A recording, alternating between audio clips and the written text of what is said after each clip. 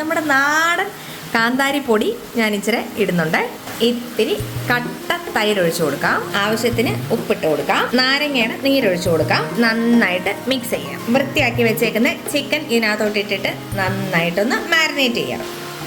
ഒരു മിക്സിയുടെ ജാറിലോട്ട് വെളുത്തുള്ളി, 2 കഷ്ണം ഇഞ്ചി, 2 കഷ്ണം സവാള, 2 കഷ്ണം തക്കാളി, 1 സ്പൂൺ മല്ലിപ്പൊടി, കുറച്ച് പെരുംജീരകത്തിന്റെ പൊടി, ഇതൊന്ന് അരച്ചുകൊണ്ട് വരാം. നമ്മുടെ ചിക്കനിലേക്ക് കുറച്ച് മഞ്ഞൾപ്പൊടിയും നമ്മൾ അരച്ചു വെച്ചിരിക്കുന്ന മസാലയും കൂടെ ചേർത്ത് കൊടുക്കാം. ഓയിലും കൂടെ ഒഴിച്ചു കൊടുത്തിട്ട് നന്നായിട്ട് മിക്സ് ചെയ്യാം. കുറച്ച് വെളിച്ചെണ്ണ ഒഴിച്ചു കൊടുക്കാം. മാരിനേറ്റ് ചെയ്ത് വെച്ചിരിക്കുന്ന ചിക്കനെ ഇങ്ങനെ ഇട്ട് കൊടുക്കാം.